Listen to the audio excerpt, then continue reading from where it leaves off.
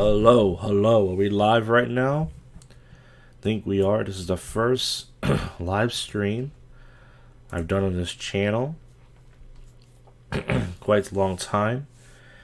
I'm not sure how long I'm going to go tonight, but I'm going to see if we can at least do an hour, hopefully.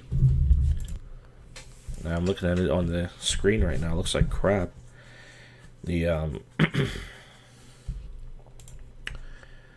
the computer screen, but nonetheless, we're gonna play a podcast from Alan Roger Curry interviewing Justin Wayne. This was a long time ago. How long ago was this? 10 years ago, when Justin Wayne was the top pickup artist in New York City. I'm excited about this because we're going to lose subscribers. Whenever I go live and lose subscribers, and that's good because people get annoyed that you're sending their phone off and stuff, and they're trying to go to sleep and masturbate, and they're like, hey, what's this guy doing? Why is he going live right now? He didn't tell me he was going to go live. Well, go fuck yourself. How about that? But yeah, I don't have much to talk about as far as my personal life goes, so let's get to this. Let's play this. Let's see how far we can get. And he's all about specifically helping them get women's phone numbers in a very timely and efficient manner. And ultimately, of course, he wants those men to end up either dating these women or having casual sex with these women. And my guess, he does not care about theories or ideals. He cares about real world results. So, on behalf of the Blog Talk Radio, Internet Radio Network, and Upfront and Straightforward, listeners, give it up for the winner of one of the New York City Pickup Artist Contests in Union Square. Welcome, young brother Justin Wayne.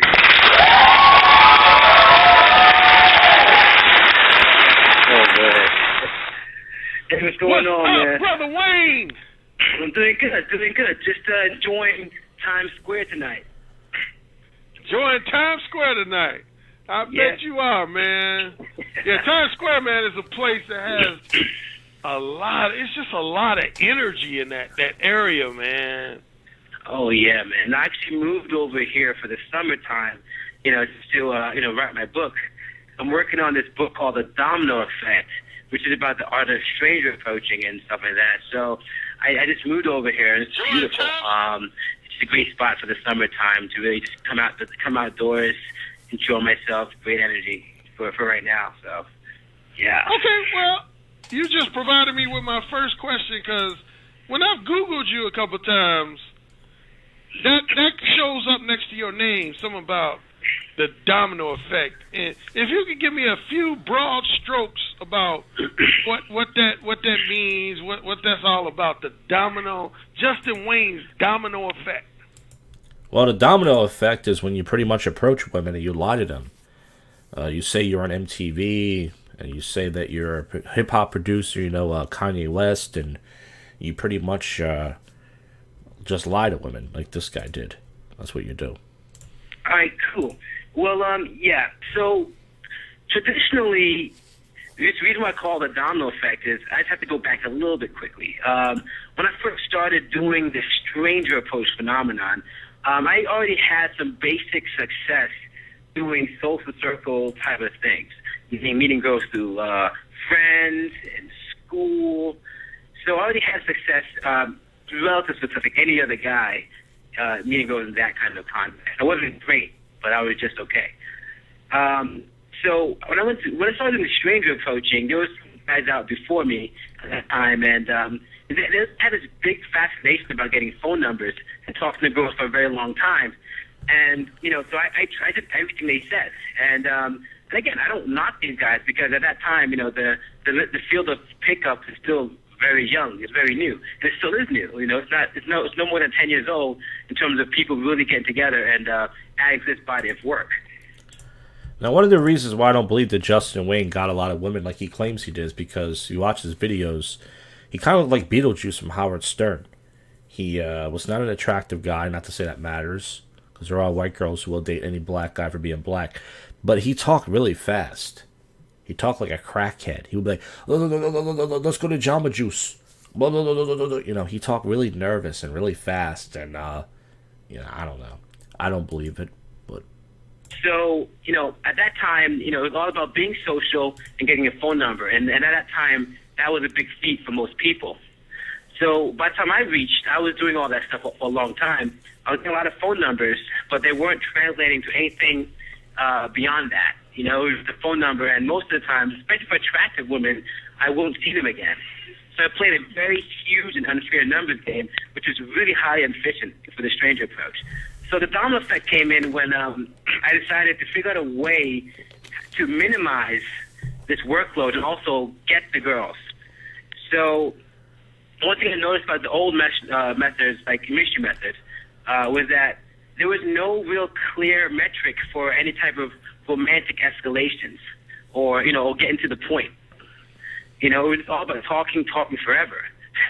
And, you know, there was, so basically I had to veer away from that and get creative and try to figure something else out that can really optimize stuff. So what I learned how to do in a nutshell is instead of focusing on the phone number in the first interaction, let's say if I have 15 minutes to talk to a girl, or 10, instead of focusing for the number, I would focus on getting or establishing a romantic connection. Again, romantic connection with the girls that I'm speaking to.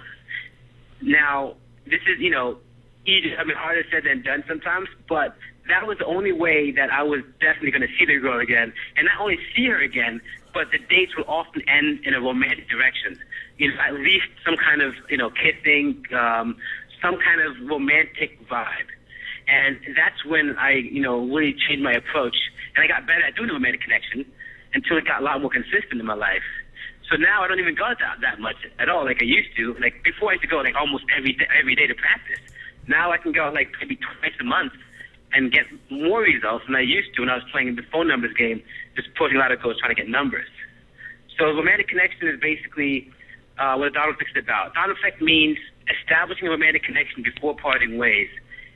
And romantic connection basically means I like her, she likes me, and we're both willing to move forward in a romantic direction together. That's what it is. Okay, now when you say the word romantic, I know different people have different definitions. When I think romantic, I think long-term monogamous relationship. Is that your primary pursuit when you meet women, to have a long-term monogamous relationship? Man, I love this question so much. And not necessarily. When I meet a woman on the street, you know, no matter, like, if it's only for 15 minutes or even an hour, it's kind of hard for them to really, really honestly want to be in a relationship with me. So that's not my goal. My goal is just to create the possibility of having a romantic encounter with me, a romantic relation. Possibility, meaning that, you know, at this moment, she hasn't really made up her mind for sure whether she wants to date me, whether she wants to have sex with me. So this is a great spot to be in, because it means that if I meet her again, you know, I can take it to the direction that I desire. So that's what it really is. It's essentially like, okay, she's thinking, so would I... The thing is that the problem with some of the old methods is that a lot of them are geared to having, you know, one-night stands. So, you know, either the girl is down to have sex with you that night, or it's not going to go anywhere, because that's all she was down to at that particular moment. But the good thing about a romantic connection is that, you know, she doesn't know what it is either. All she knows is that she likes you again, and she wants to see you again and see, you know, she likes you. She has the basic liking for you in a romantic way. She just wants to know, as she gets to know you better, where she would want to go with you. And with that, again, you can do a lot. You can go for a relationship if you want. You can shoot for sex. You can shoot for a sexual relationship. Oh, okay, well, let me ask you this. Yeah. Let's say you meet a woman named Brenda, and you guys got a pretty nice vibe between you two, and she makes it known that she wants, you know, a long-term monogamous relationship that's going to potentially lead to marriage, but you just want to tap that ass. You want to just fuck her and just basically have casual sex. How do you resolve the differences between you two's interests?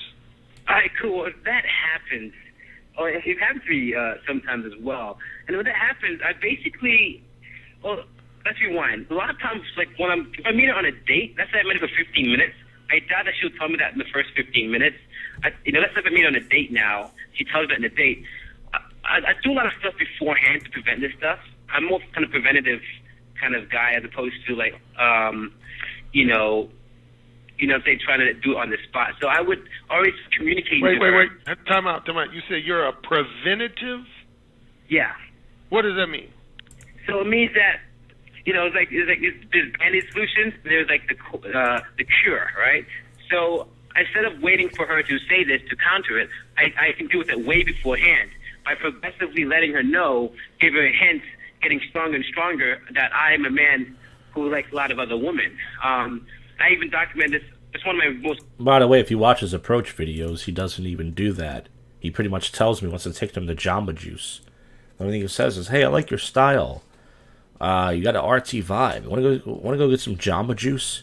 He doesn't say anything about romantic connection and all that stuff, and all that jazz. Recent post on my blog right now. It's called the Girlfriend Documentaries, where it shows how I deal with this kind of stuff. So let's say on the date, I would say a story like this. I was like, oh my God, this is crazy. Like, this girl I just went on a date with yesterday said X, Y, Z, So, automatically she's beginning to know what my vibe is, what my deal is, and she can decide whether or not she wants to move forward. So, she'll clearly know just by me talking about this stuff, that I'm a man of multiple women. Now, if she still brings it up, I'll be honest with her. I'll tell her, yeah, right now I don't know you that well. I'm just getting to know you. Why would I just get into this with a girl I don't even know? I still will tell her that. So I'll just tell her that. Let's say if I just want sex too, if she's like, well, do you just want sex? If I only want sex, I just want sex, and have fun. And if she doesn't like it, I'm more than happy to let her go. But most cases, I find that I don't really get in that situation anymore. Well, as you know, in the attraction and seduction community, there's a kind of a two major factions or two major philosophies of thought. One is those who subscribe to what's known as indirect game, and then those that subscribe to direct game. Let me ask you, as I ask a lot of people who have invited guests, what's your personal definition?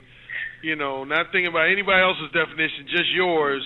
What's your definition of a direct approach versus an indirect approach? All right, my definition of a direct approach, direct. I would say my definition of direct game.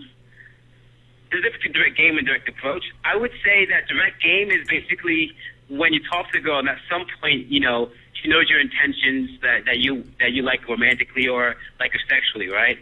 Now, direct opening means that you approach a girl and on the open, you tell her, hey, listen, I saw you walking. I thought you were sexy. I just had to meet you. So that's direct opening. Now, I hate to make things so complicated, but that's the way I break it down when it comes to direct game. Indirect game is basically just, like let's say between getting to talk to them, getting a number, just like not really getting to a romantic zone and just getting her number before she parts ways, and it's not really stated that you actually have any romantic liking for her. That's why I call it direct game, and I would say indirect open. I don't know if you guys saw the thing on Vice, but they were doing a piece on him on Vice, and pretty much he was telling this girl to pretend he was his girlfriend for the show. He was paying some chick. I don't know if she was a model or some girl he met. I'm not sure. It's got to be still on YouTube. But, yeah, he's been exposed many times. You can tell his videos are suspect. It's just makes it look too easy. He's not really a good-looking guy either, But thing is when you approach her about something that's, has nothing to do with her or, your liking for her. Maybe, and it's talked about casual conversation that goes nowhere or that just that doesn't really hint anything. So, yeah. Mm-hmm. Okay. Yeah. Well, let me ask you similarly. There's also people who talk about, as I talked about in my intro, day game versus night game. Do you think you have to have a totally different skill set to be successful with day game than you do to be successful with night game? Yes. Yeah, definitely. I think night game in general these days, especially in New York City, it's more about getting the girl the same night. And going for that. And to be honest, if I look at this, I have a lot of statistics about how well people do in this. So I've been coaching for like 3 years now, and most people usually don't meet girlfriends. They usually don't. I mean, yes, there are some exceptions, but we don't care about the exceptions, right? They usually don't get, girlfriends or even girls to stick around after meeting them to the club, just because it's so fast-paced. The girl never got to kiss them properly. And by the time they have sex, it happens so fast that it's kind of awkward after that sometimes, in some cases, for the girl to actually legitimately try to get to know him on a normal level, and vice versa. So, night game, generally speaking, it's a different set of skills. I would say this. I think it requires less skills than day game. Day game, basically, mainly because of girls are a lot more keen to social awkwardness in the daytime settings. So you have to be more on your feet and more social and more, better conversationalist, and also have, more balls because you have less alcohol. So you have to, have more balls to make more physical advances during the daytime than the nighttime where it's dark and you can hide behind your social mask, and the girls can hide behind their social mask too and do things they don't normally do. So I think day game actually, if you can do good day game. Yeah, night game is easier because it's easier to hide the roofies, and get results to meet the sex. Night game is definitely easier, because you're a lot more attuned to a lot of different things. Okay, I'm gonna go to my phone line. Area code 310-310. I believe your first name is Michael. You are now upfront and straightforward, Alan Roger Curry. What's your questions for my guest, Justin Wayne? Now, this guy right here that calls in named Michael, you can tell right away that they know each other. Because he says, hey, you sound kind of familiar, and they start laughing. And this guy, he's trying to pretty much defend Justin Wayne, because Alan Roger Curry eventually is going to start calling Justin Wayne out on his bullshit. And this guy, Michael's going to keep, defending him and, trying to, distract him and break it up. And Alan Roger Curry is not going to allow that to happen. So, it gets interesting as it goes on. But I'm not sure how long I'm going to go tonight. If we get to that point, I'm going to try, but we'll see. Let's go. Hey, Justin, how's it going, man? Doing good. I post on your blog quite frequently, so you've answered a lot of my questions. As you know, my main important question is, because I know you're a hardcore introvert when it comes to pickup. Yeah. And I myself, coming from an extroverted nature, knowing a lot of people in my social circle, but I always found that set of choice to be constricting. It's kind of like a weird, I don't mind the social circle, but the reason I did pick up initially was freedom of choice. So my question is that I've recently, as you know, been struggling with the numbers game, and I've had, because your book's not out yet, and I'm really dying over it, to be honest. I've had relatively, I'd say, even though I've approached, probably on a good day, I approach 80 women, and I can get 20 to 30 numbers. I play a very, right now it's kind of, I play kind of like a very Paul Janka. I know Alan doesn't really like Paul Janka, but I know Paul Janka, and, my game is kind of like his. It's in the, some women... Hey, wait, before I let you go. Now, he said he approaches 80 women a day. I don't believe that. 80 women a day, that's a lot. Even on I think on my best day, I'm trying to think how many women I approach. Maybe 20 to 40 women between day game and night game. I don't believe this guy approached 80 women. I mean, that's a lot. 80 women, that's just, insane. I don't believe that, but maybe he's telling the truth. Maybe this guy just all day, every day goes out and... Michael, I want to clarify. It's very few guests. I just don't like them as people. So I tend to separate people versus their philosophies. Me and Paul Janka, I'm not the biggest fan of a lot of his philosophies about, approaching women and interacting with women. But just as a person in general, I don't have any beef against him. So I just want to make that clear. But yeah, Oh, we yeah, that's clashed. When I interviewed him on my show, we clashed because it started when he tried to slam my principles. He slammed them all one, and anytime you slam all one, you're going to get an argument out of me. Anyway, as you were saying. That makes a lot of sense. But yeah, like essentially, you know, I've tried to implement, you know, and I know you say don't base it on the videos that you do. I've tried doing something from the videos, and I don't know, like I've really only experienced in like a good day, if I go up to 10 girls, the first 4 may not hook. And then today what happened was I went up to this one girl, and she was really shirking even at the excuse me tester. And I don't know, I just talked to her, and I guess I took it very indirect, kind of gave her some time, kind of escalated it the best way I know, because I don't know the domino effect, and I'm still actively waiting for it. Yes. But I feel, and then we went on an instant date, made out, and now she's been texting me like crazy. So I guess I established some romantic connection. I highly doubt that happened the day that Justin Wayne's going to be on this show, but because usually when I'm approaching so many women, some will stay to talk with you for 5 minutes. One example is I'm actually from Turkey. I'm part brown, so not too brown, but I went up to one girl. I said, hey, excuse me, I don't ever usually do this, but I wanted to tell you you had this really, and before I could even finish my sentence, she says, I don't date terrorists. So it's kind of like, it's logistically. What woman does date terrorists, though? That's what I would have said to her. Like, wait, if you don't date terrorists, then what woman does? I mean, I didn't think any woman would date a terrorist. No real American woman would do that. That's interesting. Speaking, I have been very exposed to the numbers game. It takes a certain level of coldness to do this constantly. Yeah. Over time, and depression can follow. I haven't been too depressed, but I mean, what do you definitely think in terms of the romantic connection? How logistics favors? Because I truly believe, even though Michael, let me stop you again, if you don't mind. I hate to interject, but you mentioned depression. What, you suffered depression from approaching women?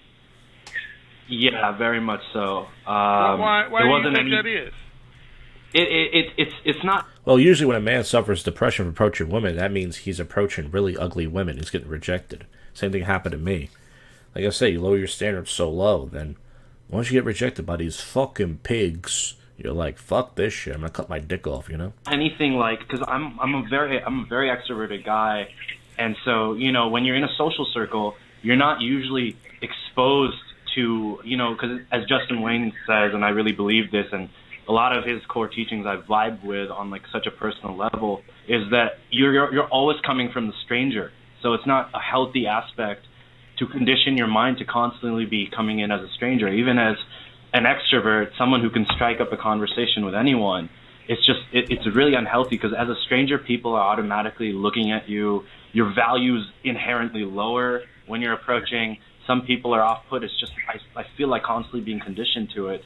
It's not generally healthy unless wait a minute. You're essentially saying you don't like to approach strange women.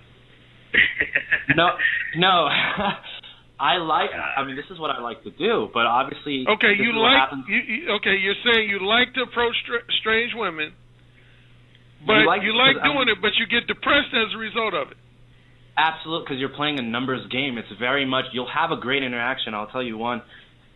Kissed a girl in the mall and got the number, and she flaked. Basically, that's what I mean. Maybe I escalated in 3 minutes. That could happen. You know, that could happen. No, that could happen. I'm confused here, man. You guys gonna have to help me out. Cause see, yeah, I never liked approaching women, but then became depressed as a result of it. So I'm not. It's hard for me to reconcile that in my mind. Right. How do you enjoy approaching women, but at the same time it leads to depression? Yeah, Alan. I can kind of like speak for this guy here. Yeah, basically what happened is that when I first started, I went through a very interesting phase, because at one point in my life, before I actually started going on the streets, I actually became temporarily for 1 year. I became a hermit, a true hermit. Someone who, if I stepped too far from my house, I would start getting panic attacks. My heart would start beating, and that was beyond social anxiety. Okay, Do you have So I went to- agoraphobia? Huh? Do you have agoraphobia?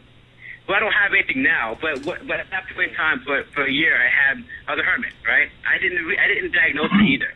I didn't really want to deal with that mentally. It was hard for me to deal with. And so one of my inspirations for really going out also was to get over my basic social anxiety. So that's forward 1 year later, okay? So after that, I would approach a lot of girls, and I got rid of the phobia, right? The hermit thing. And I'm what you call a hardcore introvert. I like to be inside. I don't really like going out that much naturally. Sure, if I warm up and I can get in the social mode, I want to talk to girls. So what he's trying to say is that even though he likes approaching girls, he likes women, he thinks that it has a low return on investment if he does purely stranger approaching, and that can get exhausting because at the end of the day, you're not approaching girls to get a 6% high and get a phone number. He still wants to see some bottom line results in his life, aka sex, girls in his life, and so that happens to most of the pickup artists. Actually, most people back to stranger approaching, they end up getting depressed. This is actually journaled. I have a lot of clients who complain, whether introvert, extrovert. No, the whole pickup artist thing gets you depressed because you're running around like a fucking monkey, approaching tons of women, and you're not getting laid, and it's draining your energy. And after years of rejection, you start to get depressed, and then you even start approaching women you're not attracted to. They don't like you either, and it's just a downward spiral of misery. That's why you're depressed. Whether they got laid a few times, whether they didn't, they still get depressed because, first of all, this is a very new field, and there's not that much information about how to really get true results from stranger pickup.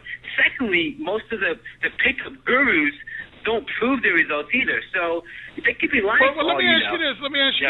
Justin, I don't mean to cut you off. I'm sorry. Yeah, go ahead. But here's the deal. Okay, let's say you and Michael on the phone here. Yeah. Go to a restaurant where you want to be served good food. And let's say 40% of the time they serve you good food when you ask for whatever dish you ask for. And let's say 60% of the time the food is, that same dish is just average to less than average.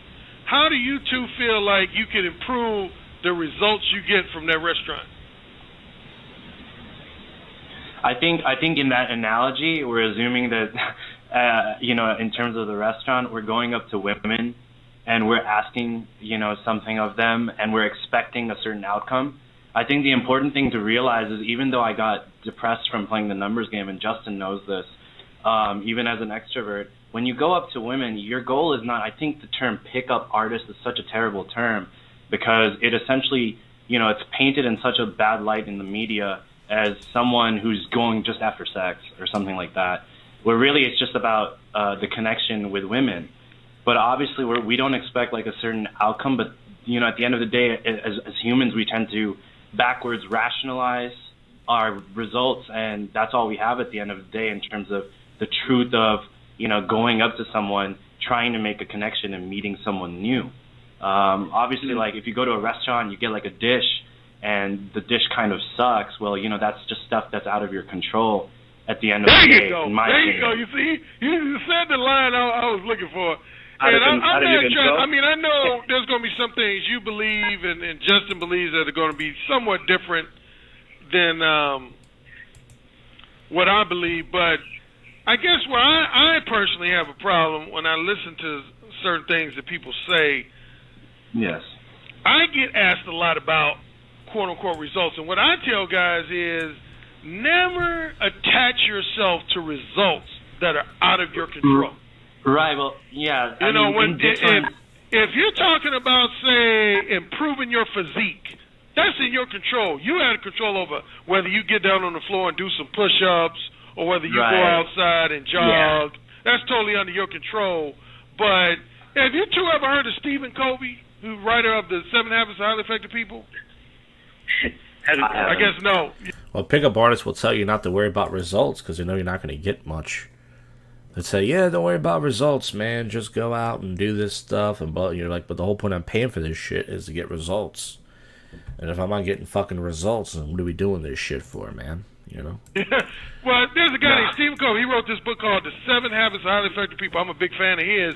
And the main message of his book, he divides all activities into 3 categories: direct control activities, indirect control activities, and no control activities. Direct control, I already gave an example, would be exercise would be the best example of a direct control activity. Indirect control activity would be something actually like attraction and seduction, because you can do your part, but there's still a part that depends on the woman's, how receptive she is to you, what she's feeling about you. So you can't really look at that as a direct control activity, because ultimately she's going to have some degree of decision-making power in your interaction. Mr. Curry, actually, this is one of the reasons why, when I heard of Justin Wayne, he was the first guy to actually finally mention something, how game is actually a numbers game versus your game, things in your control versus things out of your control. And it is part logistics. Maybe you can explain it, Well, I like to come in here a little bit and clarify some situations. So, Alan, the main problem right now with the way game is looked upon is that the game is pretty much purely a numbers game, right? In general, not that Alan says it, but a lot of people come on forums and say, "Oh, well, Justin Wayne is just playing a numbers game," right? Well, in reality, if that was true, that means that if they put the same amount of goals as me, they'll get the same exact results, right? And that's not the case, right? That yet to been proven, and I wouldn't have got so much buzz, so to speak, if it's a numbers game. I mean, everybody will get my results, right? So obviously, there's this, but there's still a numbers game to it, and I'm not gonna lie about that. And some of it has to do with if it goes receptive at that moment. Just strictly speaking, like obviously, approaching a girl on the street is gonna be a lot more difficult than approaching a girl who's sitting down smiling. A girl, sitting down smiling will be more difficult than a girl that's been introduced to you through a friend that spoke very very good things about you. So there's things outside of your control, but things within your control, maybe indirect and direct things, or your body language, the path that you take, which is more what the Dom is really about, the actual path and structure that you take, timing. At certain times, if I say something, at a certain time, it really does make a difference, especially when you're walking a thin rope. I think I'm trying to show people is that, yes, you can optimize your game to the point where some people can, as long as they're average and above, or at least average, they can really optimize their game still. There's a lot of loopholes in game theory right now in that part, in your game column. Or actually, the numbers game, sure, you can't do that much. Because the girls is unavailable, it won't. Even if it's unavailable, yeah. Oh, okay. Here's my thing. I'm going to speak my piece, and then I promise I'm going to let you guys do more talking. I'm going to go back to something you said, Michael. You said that pickup artist gets a bad name because they're all about sex. I would disagree with that. At least for me, one of the reasons I have a problem with the term pickup artist, I don't use it for myself, even though it's interesting. Some internet website a couple of years ago ranked me as the top black pickup artist in the world, and I wrote that website and said, I'm flattered by that title, but I don't use the term PUA. For me, PUA has manipulative connotations to it. When I think of a PUA, I think of somebody who approaches women and uses charm and creative psychological gimmicks. Basically, they mislead the woman to one degree or another to make them think they're just engaging them in entertaining and charming conversation, when in reality they want to get in their pants. I don't feel like there's nothing wrong with pursuing sex. I pursued many women just for sex. Right.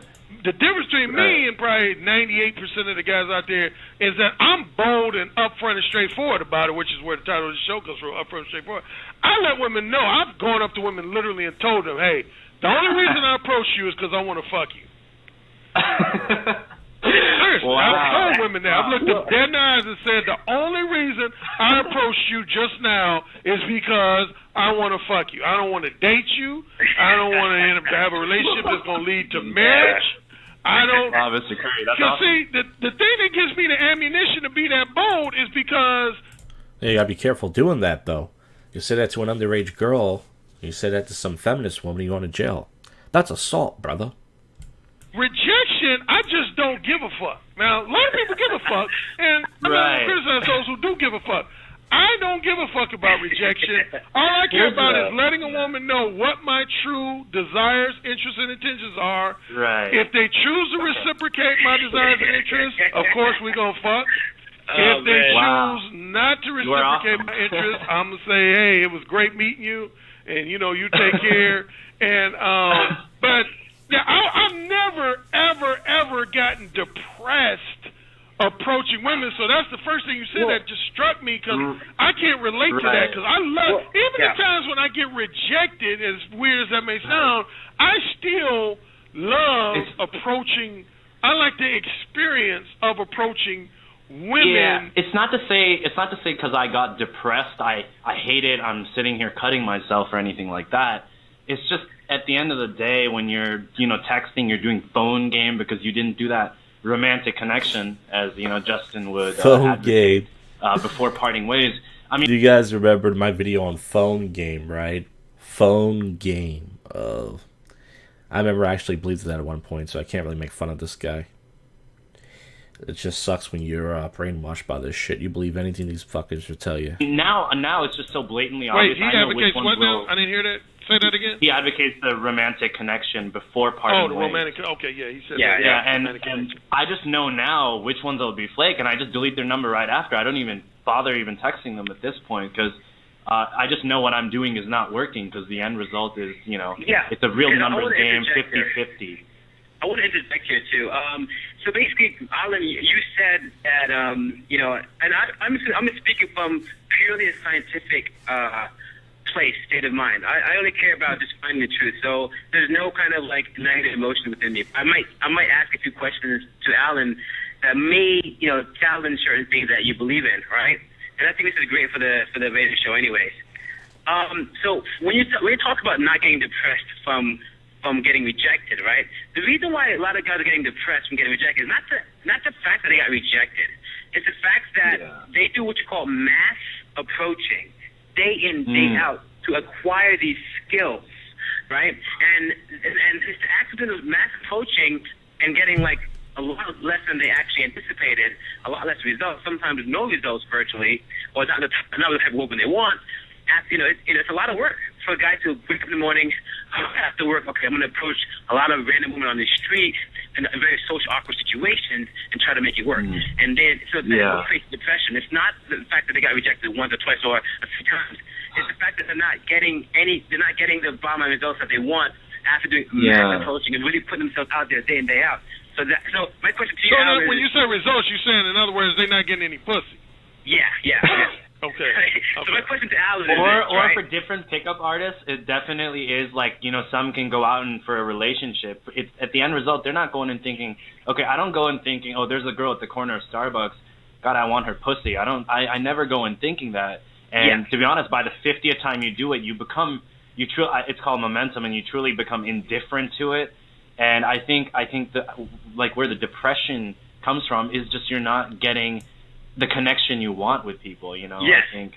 Okay, well, let me take another call, Michael. Let me take another call, and I'm gonna bring you back in a few minutes. I got looks like my friend Adrian 614. Adrian, upfront and straightforward. Alan Roger Curry and my guest Justin Wayne. What's your questions or thoughts about this conversation? I have some comments. I think pickup artists are full of shit.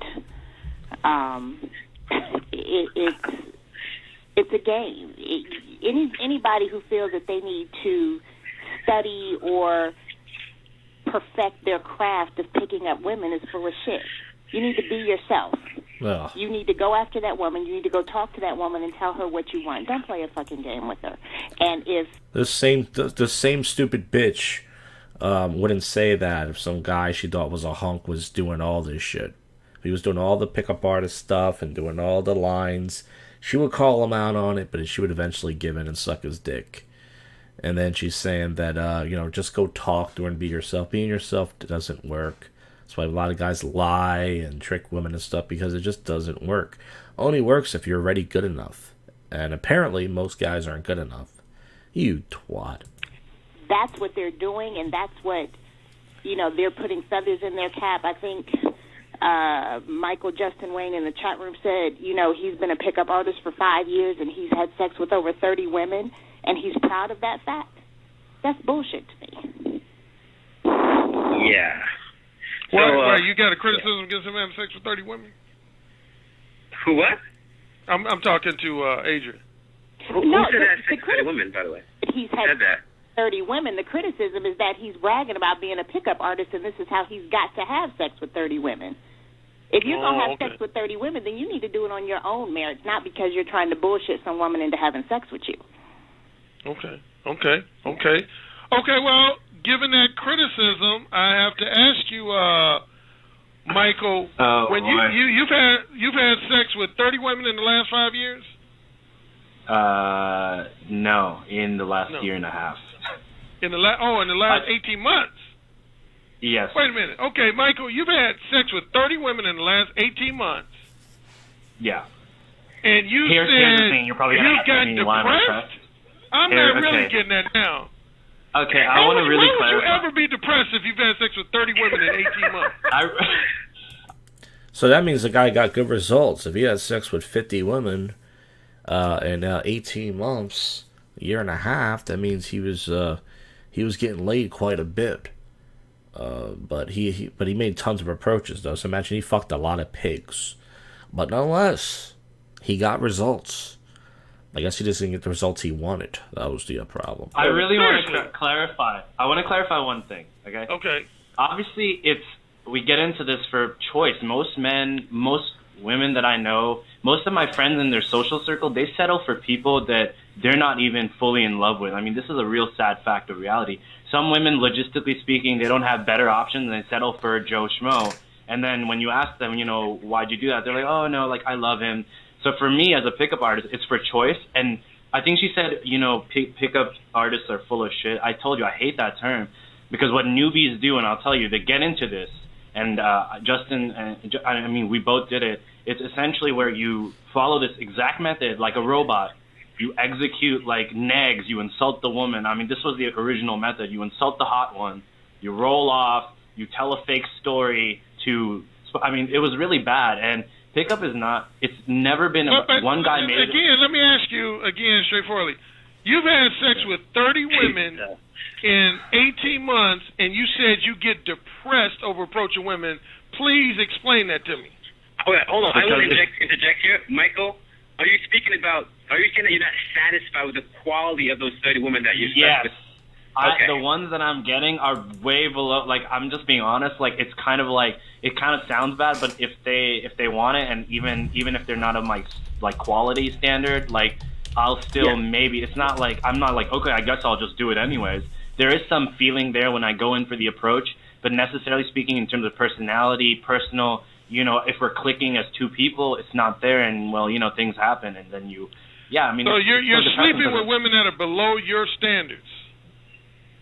Yes. Why are you doing that? Wow. Well, because sometimes that's all it's going to fuck you. Well, obviously, that's the reason. I mean, what else reason is there to bang a chick who you're not attracted to? This is the only option you got. What do you want me to do here? It's not Why would you approach a woman that's been beneath your standards? I don't understand that. Here's the thing. You don't know if they're at your standard until after it's happened. Let me just say, because the timeline we're assuming is first, you get to know them. So you don't know until after you fuck a woman that she's below your standards. I want to interject here quickly, right? No, Justin, don't interject right now. I want to hear this from Michael. I want to know. You don't understand. That a woman is beneath your standards till after you fucked them and had an orgasm with them. Yes, but yes honestly, or no? the way it's being phrased, I'm really, I totally respect you. That's a yes or no question. Come on, Michael, that's a yes or no question. Yes, I don't know until afterwards. That's just the reality. Sometimes it happens. You know how sometimes things just happen. It's okay. What do you find out about this woman after you fuck them that makes you say, damn, she's beneath my standards? That you didn't know before you fucked them? It doesn't. It's definitely not like I believe everyone has like a certain they have certain criteria that they want out of the relationship. Some can be unrealistic. Michael, you know I keep it real. I don't know if is this your first time listening to my show? Yes, sir. Okay, then I'm going to indoctrinate you, baptize you to how I do things. Dude, when people start giving me full of shit answers, I'm going to tell you directly you're being full of shit. All right, fuck it. Right now, you're being full of shit, dude. Okay, I don't know you. I don't know nothing about you, but based on your answers, you're being really full of shit. Because I don't understand what you could identify about a woman after you fuck them to make you say, oh, shit, damn, this babe is a skank. She's beneath my standards that you wouldn't have been able to identify before you. I know before I even fucking open my mouth with a woman whether she's up to my standard. There might be little subtle things that I might not learn until I converse with them for 5, 10, 15 minutes. But generally, I know if a woman is on my quote-unquote standard level at the time I'm approaching them. So I just have a hard time understanding that. I also have a hard time understanding how you can complain about being frustrated and depressed and you've had sex with 30 women in an 18-month. Very few guys have sex with 30 women in 18 months. Now, you're saying that, I had sex with 30 women, but 90% of them were skanks. Well, that's your problem. Well, I don't know why you would even approach a woman that would ultimately end up being beneath your standards. But, man, from this point forward, if I include you in the conversation, if I ask you a direct question, I'm looking for a direct answer, not no long-winded, because that means you trying to think of the right thing to say in the right way that'll make you sound good. Just be real, man. Just be real. Adrian, I got to take a commercial, but before I go to commercial, I'm going to let you finish whatever question or comments that you want to add. Anything else you want to add based on anything he said? Or there's nothing else to add to that ridiculousness. Okay. Right now, I'm going to take... And by the way, that chick that called in, some other guy, I forgot what episode it was, she called in and the guy took a look at her picture and he said she was fat, some foreign guy. She said, no, I'm thick. And he said, well, apparently in America, they find any woman attractive. And she got real pissed. So apparently she's a large woman. She's a fatty. But she's thick in the black community, but she's a fat ass, that woman. Intermission break. Area code 617. I see you in my phone queue. I'm going to come to you next right after the intermission break. But don't go anywhere. Don't go anywhere. I will be production in the pickup artist community. He goes by the name Justin Wayne, and he's my guest tonight talking about his philosophies and principles for approaching women, particularly approaching women on the street, women you don't know on the street, what would be called a cold approach, or also what would be called a day game approach. I got some people in my phone queue. I'm going to go with area code 617. 617, you're now up front and straightforward with Alan Roger Curry and my guest, Justin Wayne. What's your question or comment about this conversation? Hey, Alan, this is Balarco. Balarco! What's up, Balarco? How you doing, man? I'm doing good, man. First of all, I have to congratulate you on being the top presenter at Direct Dating Summit twice, man. Yes, thank you. Man, you're the man, Alan, man. Like, there wasn't even a fair competition. You just won. For my listeners who don't know, well, most of my long-term listeners would know about this event because I've had the guys who organized this event and participated in it on my show. But how would that make you feel? Oh, what? Just as I said before, I do not agree with that mentality. Girls you again. So if Michael approached nothing but eights, I'm trying to fast forward it, guys. They were trying to say develop his skill set. With ones and twos before you start approaching nines and tens. What I'm saying, I never said that. I'm saying it's an old pickup philosophy. Now, just so you guys know too, like the only reason why I talk about pick up or say the word PUA is simply because a lot of people Like the market is really big for that, and most PUAs can identify with trying to pick up girls. But it doesn't mean that I endorse most of the sayings or beliefs. So this is not something that I endorse. This is something that's been said before I even got into this game. And they were trying to say, to develop your skill set, you have to practice on girls that are somewhat easier. And in most cases, a girl that's below your let's say if you are a 7 out of 10 in attractiveness, and they say that you should practice on girls like a 4 out of 10 just to get your skill set up. Let's say if a guy has a problem with sexual anxiety, right? It probably would be easier for him to sleep with a girl lower than his own caliber than up to his caliber or more. So. Oh, okay. I just Googled what you guys were talking about. Let's Go Brandon became an anti-Biden conservative heckle. What is it? Let's Go Brandon meme about 10 adopted by Trump supporters explain. F Joe Biden chants. Okay. Well, you guys know more about me than this stuff. I thought I knew about this stuff. Talladega Speedway was the hose. They were shouting, "Let's go, Brandon." Turns out fans had very intention. They were shouting against Joe Biden. I can't believe, fuck Joe Biden. Self now. Oh my God, it's just everything we hoped and dreamed for. Okay. Well, you guys know more about this stuff than I do. I just found out. Thanks for letting me know. Well, that's basically what the philosophy was. Now, do I agree with it personally? No. I think that it's degrading to your core, degrading to your soul to sleep with someone that you don't want to sleep with. It's a waste of your time and her time. So I don't agree with that necessarily at all. But I think that that's what he was doing. I think that he was trying to... Most people who do pickup, they do it more from a practice mindset, where it's like, okay, I'm just going to go out today and indiscriminately approach girls, and, if they look okay at best, I probably will still try just to get my skills up. And also, high-quality girls a lot of times will be more difficult to get. I mean, that's the truth.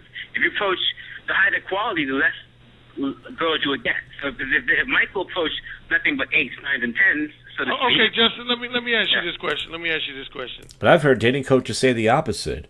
I've heard dating coaches say that the ugly ones are the harder to get, and the hot ones are easier because the hot ones never get approached. And that's bullshit. They may not get approached, but they're definitely not easier to pick up.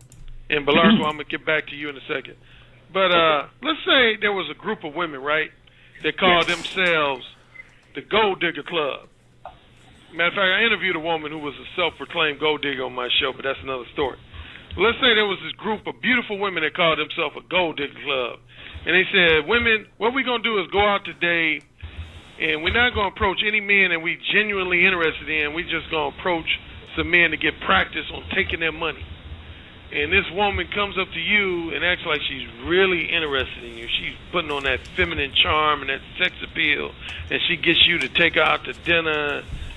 And then after you spend some money on that dinner, she says, "Okay, Justin, I can't wait to see you next week." And then as she leaves that day, she's laughing, and she goes back to her girlfriend and says, "Yeah, I just scored one because, I got some good practice." Now, not that that's ever happened to you, but just using this hypothetical, how would that make you feel? Oh, well, just as I said before, I do not agree with that mentality. So you're pretty much preaching to the choir here. I would not feel good. It depends. Let's say if I just wanted sex, I wouldn't care if you used me for money or anything else. But if I actually genuinely liked her, then I wouldn't like it. So, in reality, so that's basically what it is. But do I condone that kind of thinking? No. I actually think it's not healthy to have sex with people that you're just not attracted to, just to say you did it. I think that's not healthy, and it can cause depression because you force yourself to have sex with someone that you don't want to have sex with, and that's probably why that can add to his depression to some degree. Yeah, I don't think any man should have sex with any woman that he's gonna feel depressed afterwards. I don't think I've ever experienced that in my life. Belarco, back to you, buddy. You made one comment. You felt like a lot of things. Of questions. First question being that to Justin, that have you ever just walked up to a woman and within, let's say, a couple of minutes told her that you want to have sex with her, like generally Alan does? Second question is, you have talked a lot about building connection. Now, this is just my opinion that when two people are upfront and straightforward and their intentions match, connection gets automatically built. One doesn't have to build it, because this is just my opinion. I just whenever I tried to build connection with someone, I was almost ended up wasting my time and nothing happened, and I ended up thinking, wow, that was some bullshit, man. No, I know exactly what you're talking about. Believe it or not, I spent a lot of years, being as extremely neutral as possible by taking myself out and looking for the truth. My objective is not to be right. I don't want to be right. I want to find the truth. I want to know what really worked. So listen, I want to answer your first question. All right, what was your first question? Do you remember? I don't remember exactly your first question. My first question was that have you ever been super direct, gone and talked to the woman and within 2 minutes told her that, you know what, I want to fuck you?